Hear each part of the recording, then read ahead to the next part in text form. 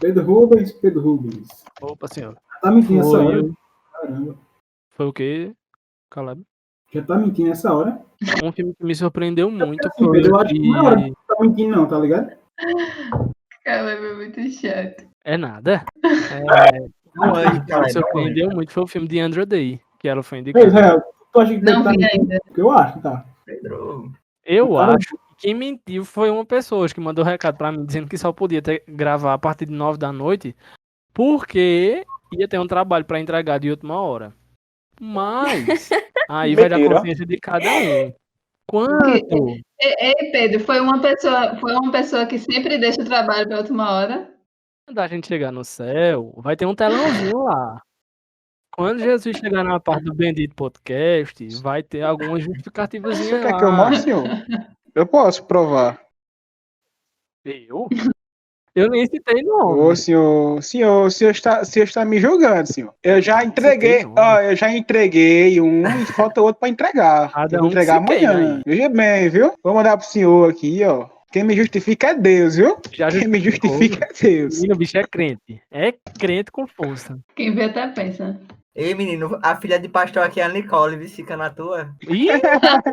Homem, Só Israel para dizer um comentário desse mesmo, porque Pedro e Caleb jamais iam dizer isso. vamos agilizar que daqui a pouco tem Big Brother. Que isso? O cara tá falando de Oscar e depois vem com Big Brother, velho. Aí Não, é Big Brother é o auge do audiovisual brasileiro, pô.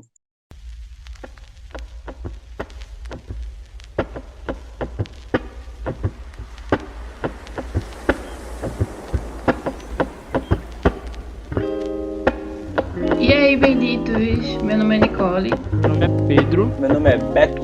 Meu nome é Débora. Eu sou Israel. E eu sou Caleb. Hoje a gente vai conversar um pouco sobre a série WandaVision. E, para quem não sabe, é uma série que foi lançada recentemente na plataforma Disney Plus.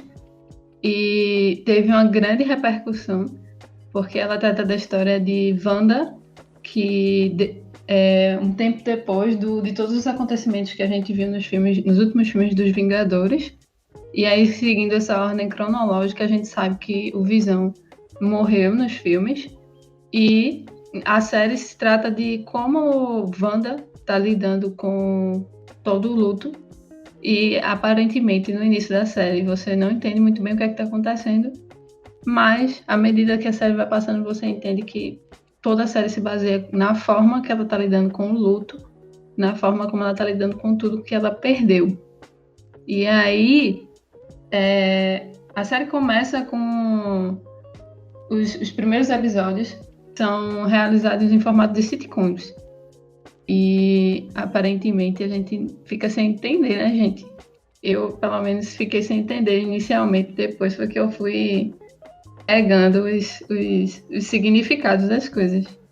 Eu acho que tudo já começou, pra você não entender a série, já começa a partir da jogada de marketing deles. Porque eles venderam uma série de comédia e chegaram com uma série de drama. Porque por mais que eles, os quatro primeiros, eu acho. Os 4 primeiros episódios, são 5, eu não vou lembrar exatamente quantos. São episódios sobre sitcoms. E aí eles usam da comédia, mas ao mesmo tempo você consegue perceber que existe todo um drama ali por trás. Eles meio que estão dão uma comédia ácida para tratar sobre o luto, sobre a dor. Então tudo isso, pra mim, já começa a partir da jogada de marketing, que você ia assistir o primeiro episódio já achando que não, vai ser uma série de comédia. Vou assistir uma sitcomzinha, uma besteirinha. Só que na verdade a besteirinha tava ali, lascando a gente, fazendo a gente chorar o tempo todo. Realmente. Pra falar a verdade, velho, eu fiquei sem entender desde quando eu fiquei sabendo que isso é uma série de WandaVision, né? Porque eu pensei, não, Visão morreu, como é que vai ser aí esse negócio? Aí quando eu vi os trailers foi que eu comecei a me surpreender mais ainda. Gente, uma série de comédia. Quando chega lá, uma série de comédia no começo, beleza. Mas aí daqui a pouco chega Kevin Feige, mas dando uma faca no cara ali por trás, tá ligado? Mas é muito legal. Eu acho que foi construído um hype muito interessante, porque nos últimos anos a gente vem vendo desgastamento, né, do gênero de filme de herói. Então, eu acho que quando surgiu essa proposta de trazer uma comédia, uma sitcom no universo da Marvel, que dá aquele brilho nos olhos, né, de vir algo novo. Eu acho que WandaVision... Pensei que ia dar uma renovada, velho. Pensei que ia dar uma renovada. Exato. Todo mundo já tá meio cansado, então a gente vem também com séries tipo The Boys, aí que veio trazer também uma forma diferente das séries de heróis. E é muito legal, foi muito legal esse marketing todo em cima da série, porque eles deram essa proposta de algo novo, construíram essa expectativa da gente, né, em cima desse gênero de sitcom, pra no meio da série dar essa quebrada assim, surpreender a gente com uma série muito dramática, muito. Não sei se vocês têm essa mesma percepção. Realmente, a série, ela traz um peso muito grande. Inicialmente, eu nem pensei que era uma comédia. Na verdade, eu criei várias teorias na minha cabeça do que poderia ser.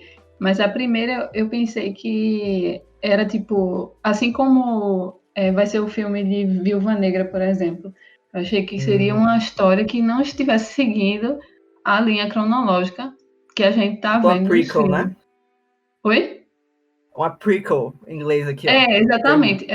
Uma prequela. Aí eu pensei que ia ser exatamente isso, recuperando uma visão do casal que a gente não tinha tido aprofundado, né, nos filmes. E aí depois, com o andar da carruagem, meu amigo, você vai vendo que o negócio é meio louco, né? Pois é, pra mim, no começo não me prendeu tanto assim. Tipo, eu tava assistindo e beleza, eu tava na expectativa da série, mas eu não tinha grandes, assim, teorias nem nada do que ia acontecer.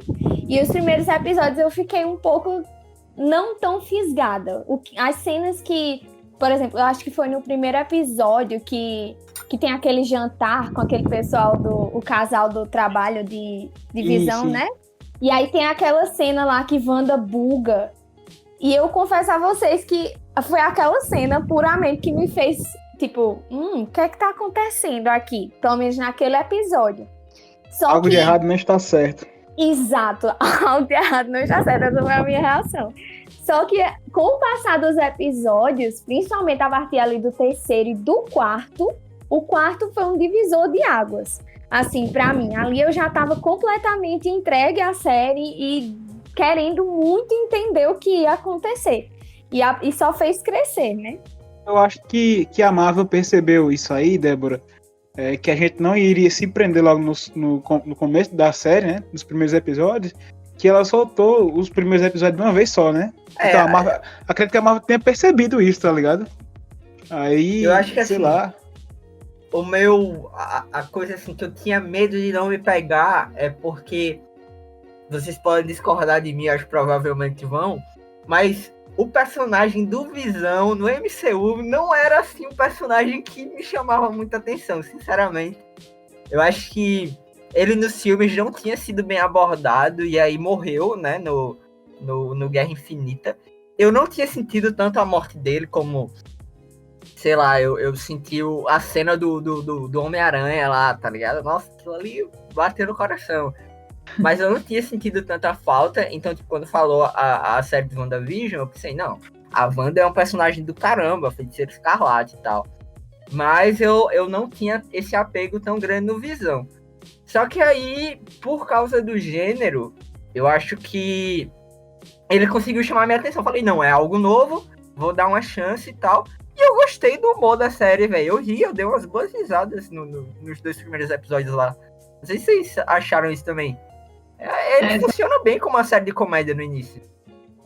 Essa questão do Visão, eu acho que é por uma questão de que é muito pouco tempo, né? Ele só aparece em Ultron e em Guerra Infinita, e aí tem pouco tempo, mas eu acho que me chamou a atenção. Primeiro porque eu conheço o personagem dos desenhos, né? Já e da história em quadrinhos. Mas realmente ele não tinha tanta visibilidade. Tinha como casal. No filme aborda um pouquinho dessa relação deles nos filmes. Mas realmente aprofundado Não, Eu acho que, que o Visão nos filmes era com a Wanda, né? Tipo Chris e Greg, tá ligado? Oi, Chris e Greg. E aí, Eu Chris tenho e essa Greg? percepção também. Meu Deus. Verdade. Acabava meio apagado o bichinho. Não, foi uma coisa que me deixou assim muito confuso no começo, porque eu fui sem assistir trailer, sem ler resenha, sem fazer nada, né? Eu tinha visto uma coisa ou outra no Twitter e eu falei, vou assistir essa série, comecei. E aí eu fui muito pego de surpresa, primeiro pela estética, assim, tipo, ele não puxa de uma sitcom nova, né? Ele vai lá pro preto e branco, naquele esquema antigão ali, e puxando pra... como é o nome da série? Não é Ginny Eugênio. Essa já foi a última sitcom que ele a última não, a penúltima sitcom, né? Essa que tu citou aí foi a penúltima sitcom que ele se baseou. Mas a primeira... Aquela que ela mexe o nariz, né? Acho que a feiticeira é? Feiticeira. A feiticeira, acho que é ele isso. vai indo pra antes disso ainda, assim, ele puxa muito pra uns sitcoms raiz, assim, do começão. E eu fiquei surpreso, porque primeiro eu não tava esperando isso, assim, né? Eu sabia que ia ser um formato mais de comédia, um formato diferente, mas eu não tava esperando por isso. E ele ser tão escrachado, assim, ele abraça tanto a caricatura da sitcom antiga, e como que eles vão construindo realmente, assim, essa comédia, vai a comédia, você tá esperando uma coisa completamente diferente, e aí do nada ele dá uma lapada em você, e você para e pensa, peraí, o que é que tá acontecendo? Preciso ver o próximo episódio. Aí você passa. E aí você fica nessa...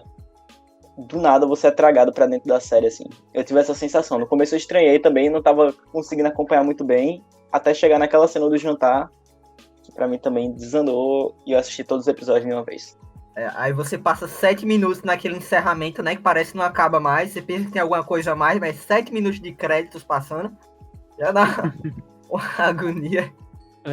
Cara, eu acho que assim, o que vocês já falaram sobre as sitcoms e etc, eu concordo completamente com o que vocês disseram.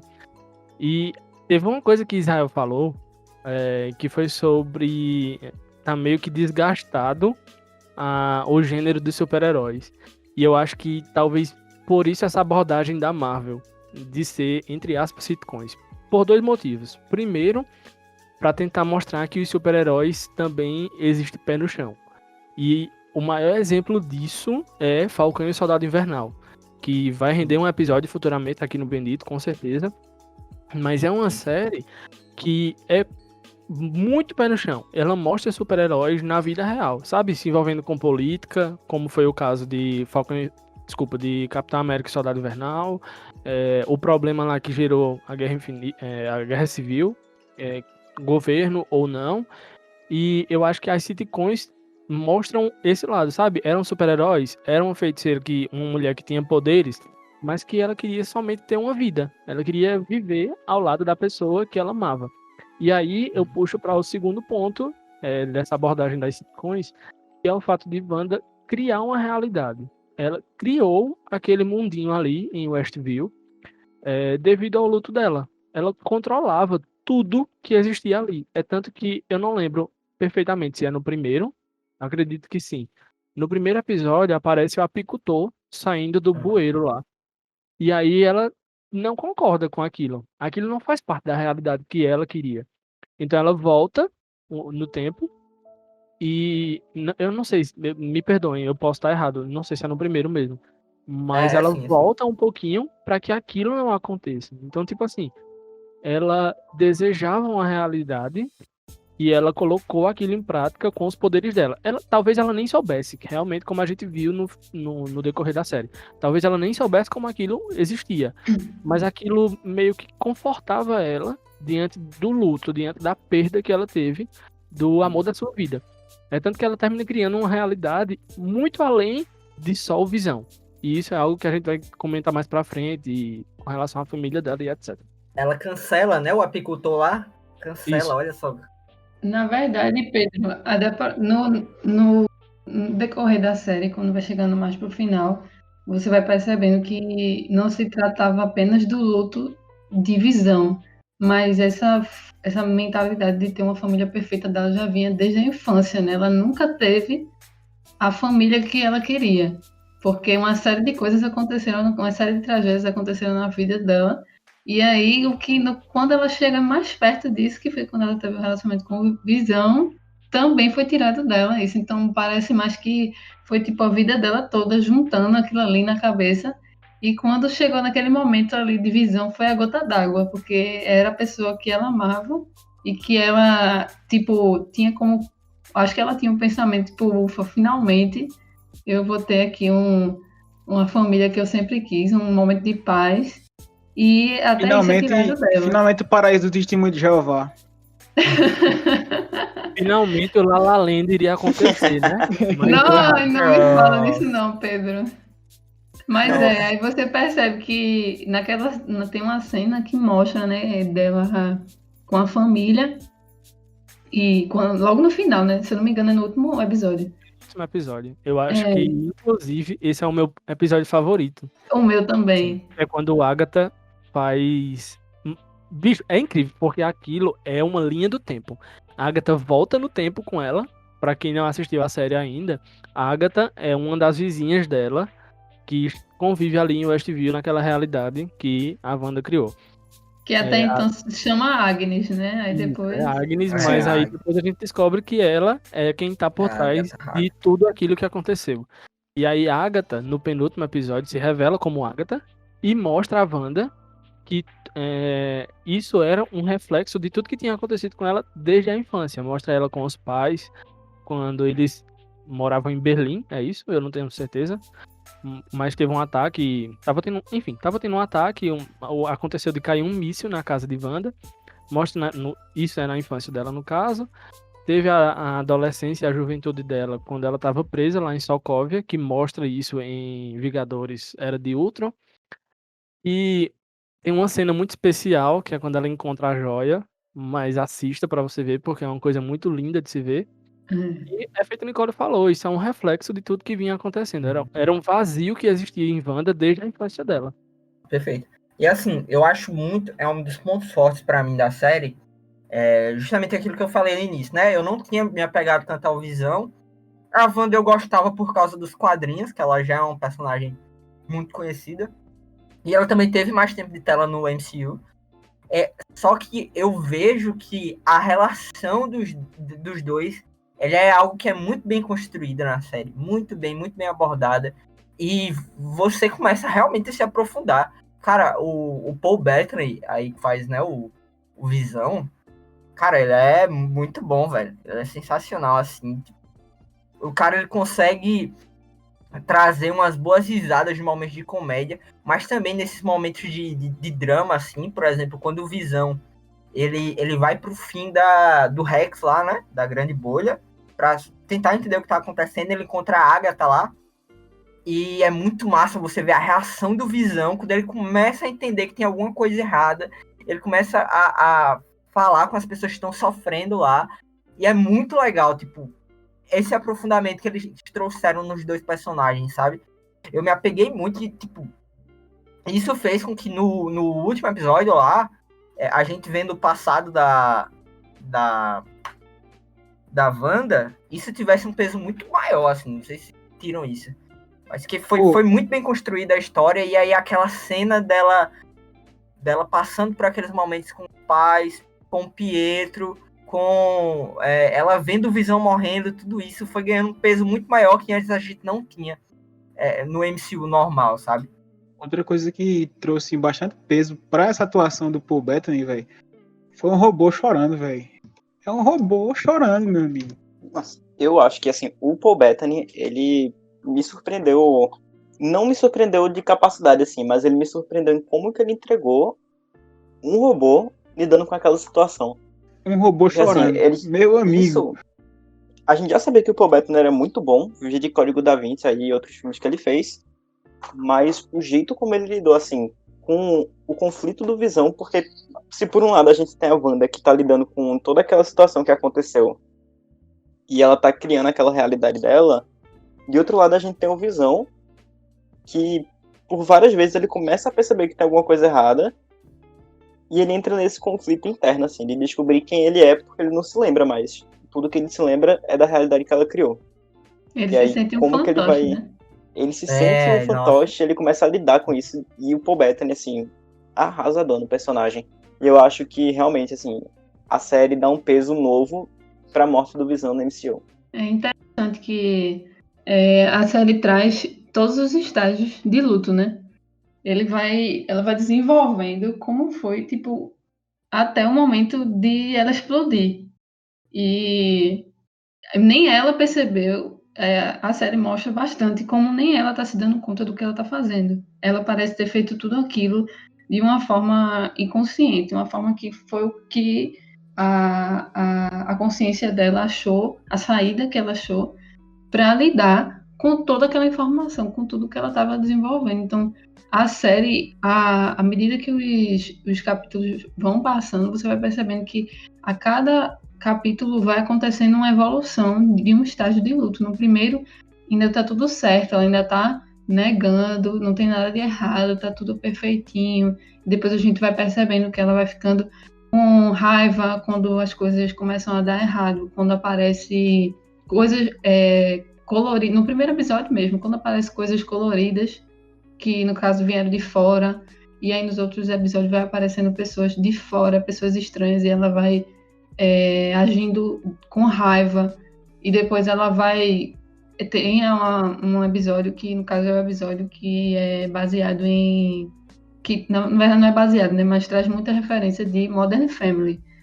E é um episódio que ela já tá, tipo, ela passa. É uma cena que repercutiu bastante, todo mundo compartilhou bastante dela falando que tá tudo bem. Ela começa a dizer: não, tá tudo bem, tá tudo bem, tá tudo bem e tal, mas você tá vendo que claramente não tá bem, ela não tá nada bem. Mas é como se ao mesmo tempo ela estivesse negando para si mesma, e é algo que é como se fosse uma representação do que realmente acontece na vida real, do estágio que o ser humano passa numa aceitação de um luto mesmo. E eu acho que essa foi uma maneira que fez com que tanta gente assistisse de uma forma que a gente realmente se compadece dela. A gente assiste a série sentindo a dor dela, porque a gente meio que entra na história, porque a gente fica, meu Deus do céu, eu entendo ela. A gente entende porque a gente tá sempre nessa de tentar completar esse tal vazio, né? Que ela tá sentindo ali. E a gente pode enxergar isso também em outras séries, né? A gente pode ver essa representação desse vazio. Por exemplo, o Naruto tá sempre tentando preencher esse vazio com o cargo de Hokage que ele sempre sonhou, né? Desde criança. Goku tá preenchendo esse vazio, lutando para se satisfazer, colocando o planeta em risco. A Kate de This Is Us tá tentando preencher esse vazio dela com comida. E a gente é do mesmo jeito. E a Wanda, ela preenche com isso aí que ela criou, que a gente vê na série. A gente preenche com várias outras coisas. Só que a gente sabe também que esse vazio, ele não pode ser preenchido por nós ou por coisas. E a gente sabe quem pode preencher esse vazio. Exatamente. Tem uma frase, né, no último episódio que me marcou muito, assim, que é: o que é o luto senão o amor perseverando? E é muito disso. Chega a arrepia aqui, ó. Nossa, essa frase é... Pois é. Foi automático. Velho, Chega essa a frase arrepiar o pé do pescoço. é muito pesada essa frase. Saindo Pois daqui, eu vou é. chorar em posição fetal. Nossa, Abre velho. logo o chuveiro aqui. Essa cena. E é o amor dela, né, acaba sendo levado para esse lado obscuro, né, do desejo por controle, né, por desfazer aquilo que aconteceu, né, e porque ela deseja construir algo que não existe, né, uma realidade que não existe, independente do que ela precise, das pessoas que ela precise prejudicar, das vidas que ela precise prejudicar ali, mas você acaba entendendo pela dor que ela sente, né? No passar dos episódios, né? Eu comentando com alguns amigos sobre a série, e uns diziam: ela é a vilã, e outros diziam que não, que ela era a vítima por causa das circunstâncias que ela viveu.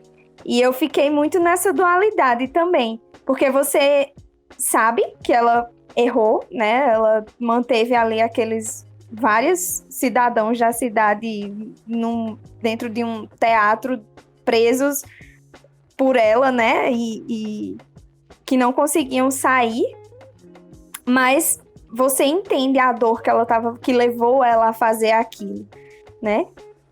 E é muito difícil. Pois é, a série faz um trabalho muito bonito de como que a gente pode olhar pelos olhos de quem tá sofrendo, sabe?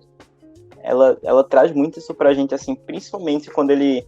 No começo, assim que eu acabei a série, eu achei que talvez pudesse não ter sido isso, assim, daquele passo a passo, de recontando a história, sendo bem didático, mas refletindo depois sobre o impacto que a série causou em mim, eu comecei a perceber que, na verdade, assim, era muito importante isso ter acontecido. Ele recontar a história da Wanda pra poder mostrar pra gente por que ela fez aquilo, porque isso mostra pra gente a importância de você olhar pra dor do outro, de você se importar com o luto de quem tá sofrendo, com a dor de quem tá sofrendo ali, que é o que a personagem, eu esqueci o nome dela agora, se alguém lembrar, por favor, me diga, que Agatha? é uma das... Não, a Mônica Rambeau. Mônica. A Mônica, isso. Que é o que a Mônica faz, né? Enquanto tá todo mundo ali preocupado só com a situação ou com acabar com a Wanda ali pra desfazer aquele problema, a Mônica, ela tá muito importada com a dor que a Wanda tá sentindo. Então ela olha e ela é a primeira pessoa a falar, gente, ela tá sofrendo ali. Matar ela ali ou tirar ela daquele lugar não vai resolver o problema é o sofrimento dela. E aí a série mostra pra gente de um jeito muito didático, assim, como que a gente pode olhar pro sofrimento do outro e se importar com aquilo. Perfeito. Complementando o que Beto falou, ele citou Mônica, que era um dos personagens que eu ia citar agora. Tava lembrando quando vocês estavam conversando, porque Mônica Rambeau, ela já tinha sido introduzida no MCU, no filme da Capitã Marvel, porque a mãe dela era a melhor amiga da Capitã Marvel, e ela apareceu no filme criancinha, só que agora ela volta como adulta trabalhando para a SWORD, que é digamos assim, o grupo de operações da meu Deus, eu esqueci o nome. Como é o nome da Organização dos Vingadores? De Nick Fury, Shield? É Shield? A Shield. Sim, Shield. a SHIELD. Digamos assim, um grupo de operações da SHIELD que trabalha com eventos extraterrestres, digamos assim. E aí Mônica é introduzida como essa personagem, né? Só como um agente da SWORD. E na série ela desenvolve os seus poderes. E a cena em que Mônica desenvolve seus poderes é uma cena muito significativa, porque também fala sobre o luto. Mônica consegue seus poderes entrando no Rex, que é aquele universozinho que Wanda criou. E aí vai mostrando tudo que Mônica passou, as vozes das mulheres, e aí eu acho muito significativo isso, porque foram mulheres que ressoaram dentro da cabeça dela e dentro dela em si, no momento em que ela tava. Pra mim, eu vejo como aquele momento em que Mônica conseguiu superar toda a sua dor. Ela conseguiu olhar pra todas as mulheres, a mãe dela, a Capitã Marvel, até pra própria Wanda, e ela escuta tudo que aquelas mulheres falaram e o que as mulheres representaram pra ela, e aí ela consegue reunir forças e entrar ali dentro do Rex pra ir ajudar a Wanda. Ela não quer brigar com a Wanda. Muito pelo contrário, é feito o Beto falou. Ela é ela é a primeira a atentar para a dor de Wanda, porque na verdade ela sabe o que é a dor do luto.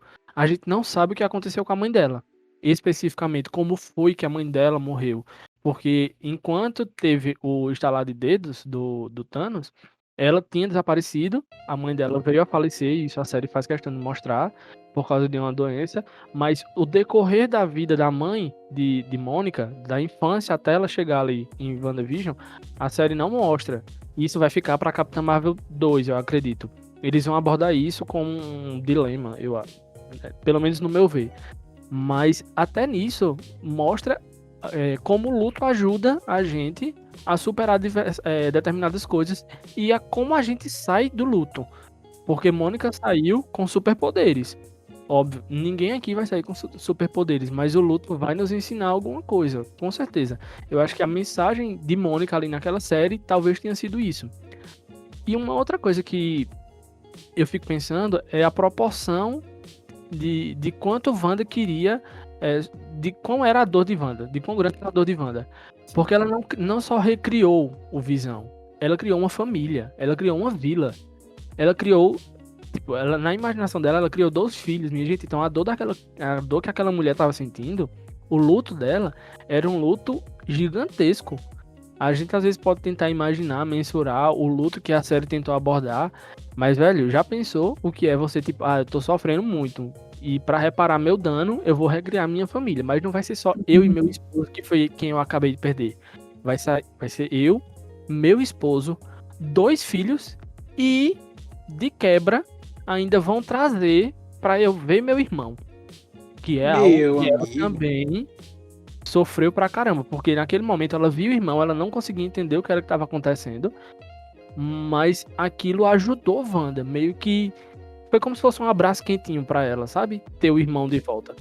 Então, o luto, a dor que Wanda estava sentindo, o vazio que ela tinha, era um vazio muito grande. É muito interessante a gente parar para pensar sobre isso. Acho que é essa frase, né, do Visão de o amor, o luto é um amor que permanece, ele meio que dá uma síntese em tudo isso que a gente está comentando. E enquanto eu vi, eu lembrava muito do Lewis falando sobre virtudes lá em Cristianismo Puro e Simples. E ele diz que as nossas virtudes, as nossas coisas boas, exageradas em um certo aspectos, quando elas passam de um limite, elas acabam se tornando algo ruim. Então você percebe que o amor, que é algo genuinamente bom da Wanda, chega a um ponto extremo de se tornar uma necessidade de controle, sabe? Ou às vezes a gente vê muito isso, sei lá, no episódio de Soul que a gente falou, né? O desejo que o Joe ele tinha, o amor que ele tinha pelo Jazz era algo genuíno. Só que, tipo, passa de um ponto e passa a virar algo absurdo, sabe? Ele começa a se perder, aquilo ali é a única coisa que tem valor na vida dela. Ela fecha os olhos, ela fecha o coração para a realidade dela e acredita verdadeiramente que o amor pelo Visão, ou o amor que ela tinha pelo irmão, ou a falta que ela sentia da família e tudo mais, são as únicas coisas do mundo, sabe? É como se todas as outras coisas ela já não tivessem valor. Ela vira alguém obcecada, né? Em um certo aspecto. Mas é óbvio que a gente está tratando aqui de uma situação de uma pessoa que ela está sofrendo. E, assim, o sofrimento e o luto, às vezes, quando a gente não tem a capacidade de compreender o que vem depois, ou a gente não tem algo que dá significado ao luto ou ao sofrimento, é muito fácil de a gente se perder nele, tá ligado? Dele, como é que eu posso dizer? Embaçar as nossas visões. Ou tapar os nossos ouvidos de maneira que a gente só consegue olhar para ele, pô. Só consegue olhar para o sofrimento. O sofrimento, ele acaba tomando um tamanho muito maior do que, às vezes, ele realmente é, sabe? E não é querendo desvalorizar a dor da Wanda, pelo amor de Deus. Como vocês falaram, eu acho que a Wanda e toda a série, ela nos dá essa perspectiva de saber entender a dor do outro. Mas a grande questão é que a gente percebe que o sofrimento para a Wanda simplesmente era a única coisa que acontecia na vida dela, era uma coisa que existia para ela. Ela não conseguia ver algo além. E eu acho que aí que está o cerne do grande debate que a gente pode traçar aqui com a fé cristã e com todas as outras coisas que a gente vê na Bíblia. Que diferencia uma pessoa que não tem fé de uma pessoa que tem fé no sofrimento é que a gente acredita verdadeiramente que existe um propósito nessa situação. Eu acho que isso é fundamental. Quando a gente compreende que a dor que a gente passa, que o luto que a gente pode passar, sim, eles irão acontecer, sim, eles têm o seu valor, mas existe um propósito, existe algo além disso. E importa, assim como a Wanda no final consegue aprender isso, que a gente saiba tratar com essas coisas, né? Eu acho que a série não ia sair agora, não sei se vocês sabem, mas a série não ia ser a primeira a ser lançada no Disney Plus. Primeiro ia vir Falcão e Soldado Invernal, pra depois sair WandaVision. Mas eu acho que foi bom a gente assistir WandaVision, principalmente pelo contexto em que a gente tá vivendo. Eu não vou entrar em debate político aqui, longe de mim querer fazer esse tipo de coisa, mas a gente tá vivendo em uma situação de pandemia em que a cada dia aumenta a quantidade de pessoas morrendo e a gente tá convivendo com pessoas. Se a gente não estiver de luto por alguém próximo a gente que veio a falecer, mas talvez o nosso vizinho ou alguém muito próximo perdeu alguém. Então, inconscientemente, a gente está vivendo em uma população constantemente de luto. E é muito bom a gente assistir uma série como WandaVision para que a gente entenda sobre isso. Entenda sobre a necessidade de viver o luto e sobre a necessidade de aprender com ele. Realmente, unindo o que tu falou ao que Israel falou, a gente percebe o que tu tinha falado antes também, Pedro. A gente percebe que o luto dela estava tão grande a ponto de que a vilã, entre aspas, que era a Agatha, é ela que vai lá e meio que tenta ajudar de alguma forma, mesmo que com os interesses dela, mas fica tentando acordar a Wanda para aquela realidade que ela tá vivendo ali, né? Porque ela fica tipo, véi, presta atenção no que tu tá fazendo. Quando ela manda a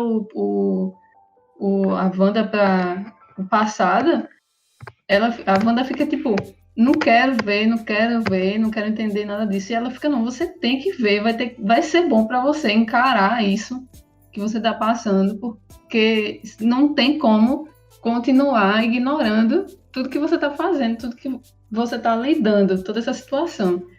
Aí, isso que tu falou em relação à Agatha eu não tinha parado para pensar nisso, de que as pessoas com que tem essa ligação com ela são mulheres e realmente, mas no caso de Agatha é ainda mais surpreendente, porque é uma pessoa do mal, entre aspas, mas que ao mesmo tempo que tenta derrotar a Wanda querendo o poder dela, ao mesmo tempo, antes de fazer isso, mostra a ela o que ela tá fazendo, diz a ela, olha, acorda pra tu ter noção do que tu tá fazendo. Você tem que encarar esse outro, tá doendo, mas você vai ter que encarar isso, você vai ter que passar por isso, porque senão não dá. E tanto que você percebe, como o Jael falou,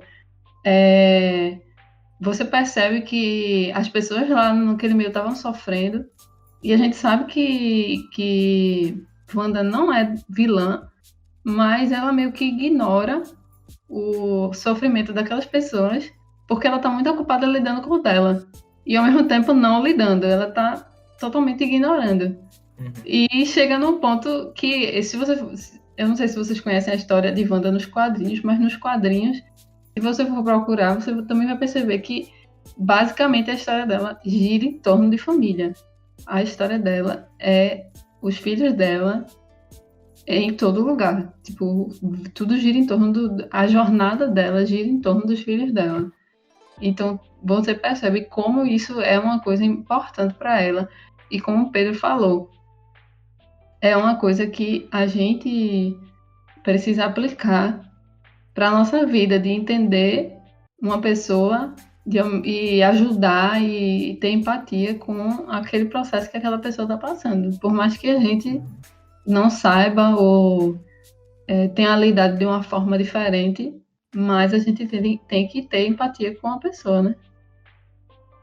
Isso me lembra muito uma música do nosso amigo Norton Pinheiro, que ele fala justamente sobre isso, né? Quando a dor chegar, eu vou botar o café na mesa, sem medo eu posso confiar que o que é eterno chegará. Então, como que a gente cria muitas vezes, né? E aí tem até essa discussão em sitcoms, quando a gente começa a assistir e vai percebendo as entrelinhas, que tem essa discussão, né? De você usa humor, mas para tratar de assuntos muito sérios também. E é interessante como o WandaVision traz isso também, assim, de idealizar uma família, idealizar uma realidade, um projeto, mas lidar também com assuntos muito pesados por trás, com luto, com saudade, com dores, questões essenciais e vários outros problemas que vão surgindo no decorrer da série, mas também como que a gente idealizar essa felicidade provavelmente não leva a gente a nada, assim, né? No final das contas, a gente vai encontrar com o mesmo vazio que a gente começou lá atrás, talvez até um pouco maior. E como que a gente pode, então, abraçar essa dor, né? Quando ela chegar, a gente bota o café na mesa e confia que vai chegar alguma coisa no futuro eterno. Só para complementar essa frase de Beto, e às vezes é muito mais difícil a gente ter esse ato, né, de como diz a música, de colocar o café na mesa e olhar para nossa dor e passar a enfrentá-la, né? Eu acho que a gente tem muita dificuldade de enfrentar aquilo que nos dói, né? Não sei se vocês concordam comigo, mas eu vejo que a nossa geração ela é uma geração que tem passado por um processo de muita... É uma sociedade muito terapêutica, no sentido de que, tipo, hoje, às vezes, a gente já não consegue mais lidar com as dores, sabe? Tipo, se a gente sente tédio, a gente tem que procurar logo entretenimento para acabar com esse tédio. Se a gente está sentindo alguma dor, a gente tem que tomar logo um remédio para essa dor passar. Então, na sociedade que a gente vive hoje, sentir dor ou passar por luto é algo simplesmente inaceitável. Lembro que eu passei por um processo muito desse na minha fé cristã, né? Eu ouvia muito que como cristão, que como crente, eu não podia sofrer, ou eu deveria repreender o sofrimento, porque isso era coisa do demônio, né? Isso não era coisa de Deus. E, de fato, como eu já falei diversas vezes, esses momentos são momentos extremamente difíceis. E a gente não pode simplesmente tentar fugir deles. A gente não pode simplesmente procurar algo que tire a nossa mente dos problemas, que fuja dos problemas, que resolva aquilo naquele momento. Porque chegará um momento em que esse sofrimento ele vai voltar, ele vai bater na nossa cara, assim como bateu na cara da Wanda, e vai mostrar que tá tudo errado. Na verdade, se fez uma grande ferida gigantesca e que hoje a gente já não consegue mais ter controle. Tava conversando com o meu pastor, e aí, tipo, para finalizar a minha fala, falando sobre esse momento difícil que a gente tá passando, e de fato é um momento muito, muito difícil. Mas ele me lembrou de uma passagem lá de Marcos, que Jesus, quando ele estava prestes a ser crucificado, os soldados romanos oferecem mirra com vinho, se eu não me engano, que é Eu vi esse post. que é tipo um remédio, né, um analgésico, né? Eles estavam oferecendo ali para que Jesus ele não sofresse aquela dor. Jesus ele não toma aqui. Eu vejo isso como algo extremamente significativo para os tempos que a gente está vivendo, ou para a nossa vida como um todo. No sentido de que, cara, às vezes o sofrimento ele passa a ser um instrumento de Deus para que nós venhamos a compreender algo que ele quer nos ensinar, né? E aí a gente pode entrar na história que revela isso da maneira mais clara, que é Jó, né? É verdade, Um trechinho da pregação de Iago que ele fala sobre Jó, e aí ele basicamente vai falar sobre uma das formas que a gente tem para permanecer fiéis durante o sofrimento, durante esses momentos ruins, sendo fiéis enquanto as coisas estão bem, né? Porque quando a gente está bem, a gente tem a oportunidade de fortalecer a nossa fé, de se apegar às coisas que são boas e tudo mais, para que assim, quando os momentos ruins eles vêm, a gente se encontre forte, né? Porque quando ele termina o áudio meio que falando sobre isso, ele fala, quando as coisas vão mal, é aí que chega a hora dos fortes serem fortes. E aí ele explica dizendo que Jó, ele não sabia do final da história dele, ele não sabia o que ia acontecer, mas isso era fé, isso era acreditar em Deus, era mesmo não sabendo o que iria acontecer, até quando iria durar o sofrimento, Jó ele foi forte e acreditou em Deus, né? A força dele estava em acreditar e não em aguentar as dores, vamos dizer assim. Pois é, a história de Jó tem um lugar muito especial no meu coração. Porque sempre foi muito duro para mim toda essa questão de confiar em Deus e entregar a Ele todas as coisas, sabe? Entregar a Ele plenamente o controle sobre tudo.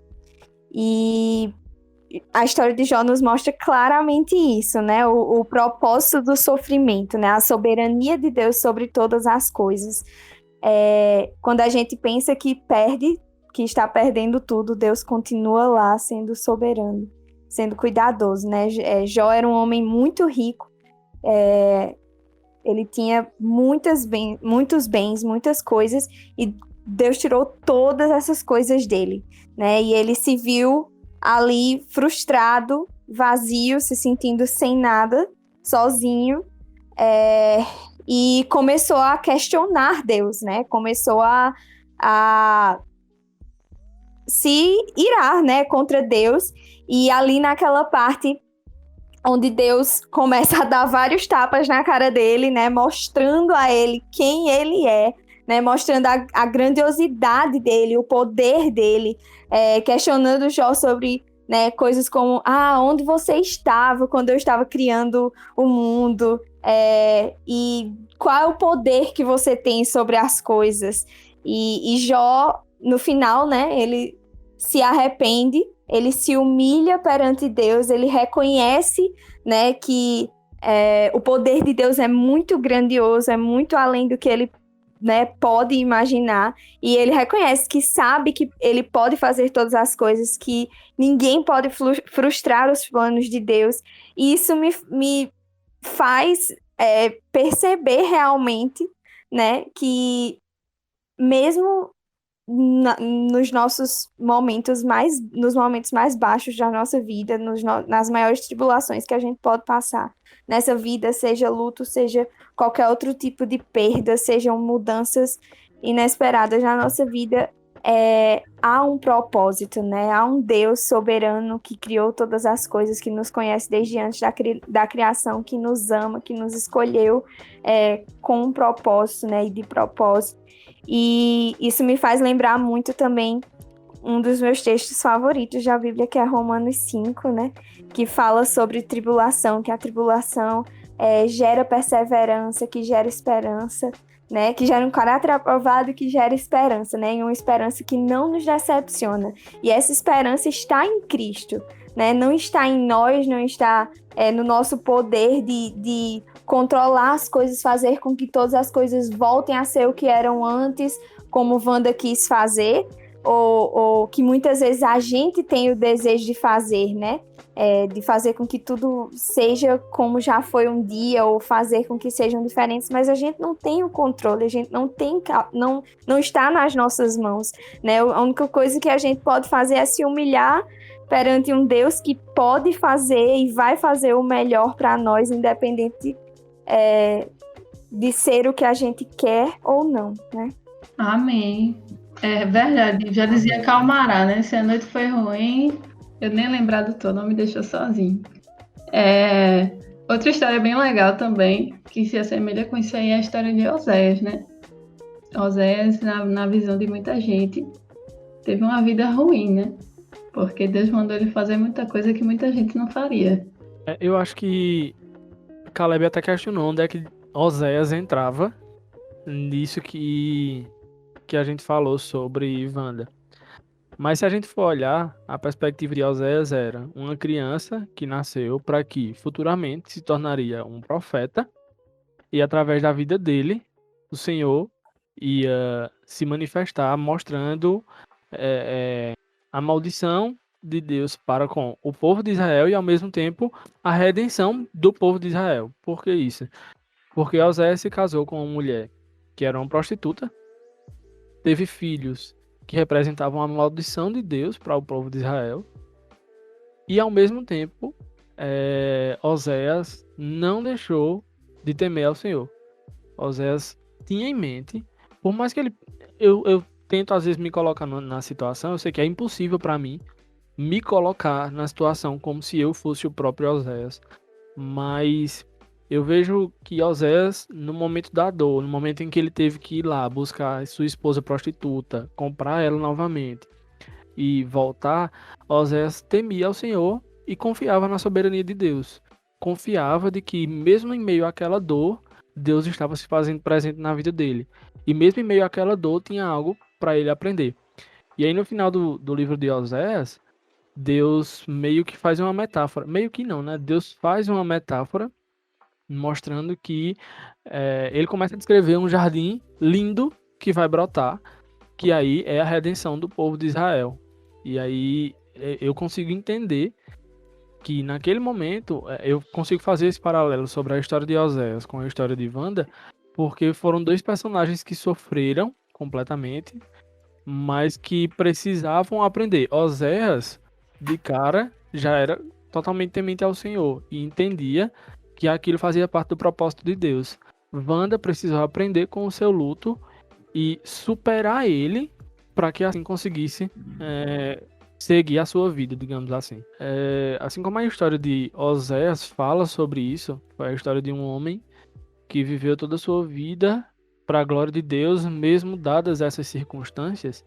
Isso faz a gente lembrar sobre o que Salomão fala em Eclesiastes. Ele começa falando que tudo é vaidade, e aí no capítulo 3 ele fala que existe um tempo determinado para todas as coisas, inclusive para o tempo do luto.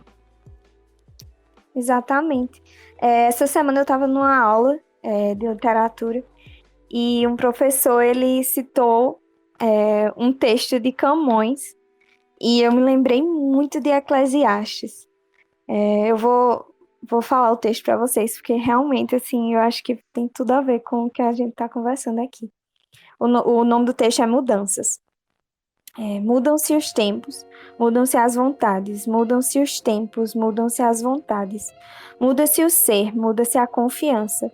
Todo mundo é composto de mudança, tomando sempre novas qualidades. Continuamente vemos novidades, diferentes em tudo da esperança. Do mal ficam as mágoas na lembrança, e do bem, se algum houve, as saudades. O tempo cobre o chão de verde manto, que já coberto foi de neve fria, e em mim converte em choro o doce canto, e afora este mudar-se cada dia. Outra mudança faz de mora espanto, que não se muda já como soía. E esse texto falou muito comigo, justamente sobre isso, sobre a vida não é planejada por nós, não é uma coisa só, né? Há um tempo para todas as coisas mudam, não estão sobre o nosso controle, né?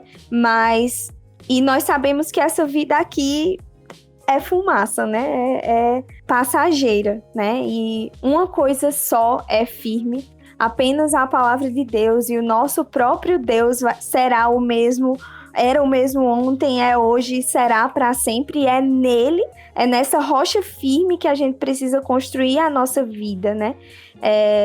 Independente das pessoas que vêm e vão das nossas vidas, das circunstâncias que nós passemos, é em Deus que a gente deve colocar a nossa esperança, né? É nas coisas do alto. Pois é, isso lembra pra gente que Deus é soberano, né, sobre essas coisas. Ele que tem o controle sobre tudo, e a Bíblia fala muito claro pra gente, principalmente lá em Jó, né, quando ele fala: onde é que você estava quando eu fiz todas as coisas, onde é que você estava quando eu criei o universo?